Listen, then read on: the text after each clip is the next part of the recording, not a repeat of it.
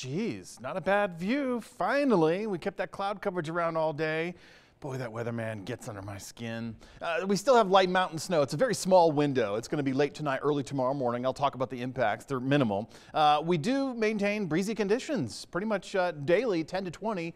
And then, of course, as we get into this upcoming weekend, we could see some of those stronger wind gusts realized. Valley elevations, we're talking rain showers. And then high country spots, we're going to be talking snow showers. And, of course, that means we will have some travel hazards in the high country Friday, Saturday, and Sunday.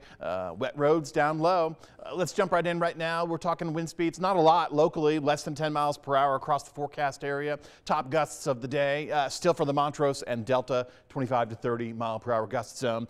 These are something that we could realize again with this upcoming weekend system. Southwest flow would engage, and the potential's there. We could even see some wind advisories. So we're heading into spring. It's something you need to think about as far as ag burns, if you get burn permits. Even if you don't have a permit and you are going to be planning on making those burns, make sure you're aware of the wind speeds and the conditions. We are getting into a warmer and wetter pattern for the lower elevations. That should continue through next week with a couple of storms. The first significant one coming up this weekend. We did a number today at Grand Junction, not the number I forecasted. We were going to go for at least 10 more degrees than what we ended up with. Delta at Montrose, yeah. We did that. That's exactly how we planned it, but that just didn't come to fruition in the Grand Junction area. Temperatures right now still kind of hovering fairly close to those high temperatures of the day, but our sun is setting now as we speak. Next week it'll be happening an hour later, and that puts us in the 7 o'clock timeline. Wind chills, well, that's really only an issue when we go colder than 50 degrees, and yeah, some of us will be in the early morning hours. We'll have some 30-degree low temperatures to start our days. And that's mild. That's right where we should be, and we won't have a lot of wind, certainly not a lot of strengthened wind. Temperatures tomorrow, so with the system that's passing through, some spots in the central mountain zones, Gunnison County, Pitkin, very minimum, but you get further to the north.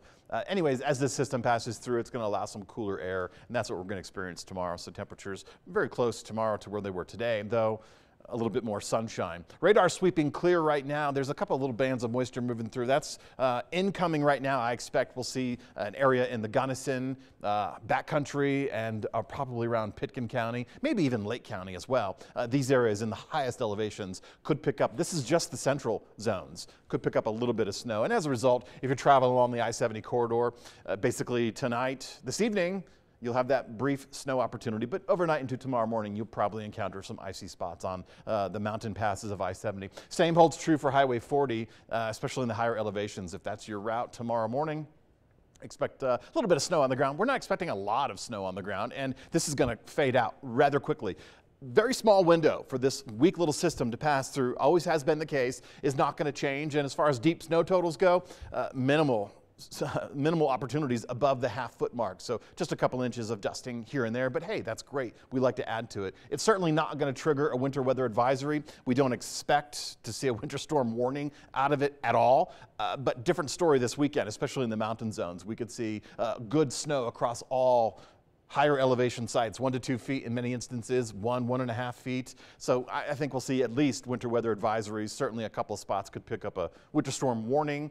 But of course that also lends itself to stronger wind speeds higher up in the elevated site. So basically just light snow tonight. Tomorrow morning it gets kicked to the east, and then that's it. We don't get much into the afternoon hours. We'll see that sunshine, dry conditions, and then quiet. Not a whole lot happening. Meanwhile, West Coast, low pressure system, deepening trough of energy dropping down along the West Coast as we get towards the Friday period. That's where we start to see a lot more of this cloud coverage infiltrate our area on Thursday night and Friday. And that also constitutes our rain chances because that southwest flow puts the wind in, also transports a lot of moisture. This is another atmospheric river event this weekend. That means we're going to get a lot of opportunities for rain showers in the lower elevations. You can also translate that to upstream activity in California and Arizona. They're going to get the first round of deep snow and heavy rain showers. For us, though, that southwest flow almost guarantees our temperatures fairly mild. And again, this is right where we should be for this time of the year. We're going to make a push for the 60-degree reading. And then when we get into next week, we're going to do it all over again.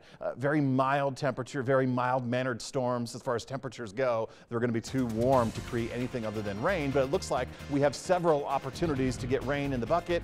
That's great because we really don't have drought conditions. We have a surplus in the rain gauges. So we're just going to keep adding to it. Remember, though, the soils and the landscaping, a lot of that gets soft and saturated. So just don't be too destructive.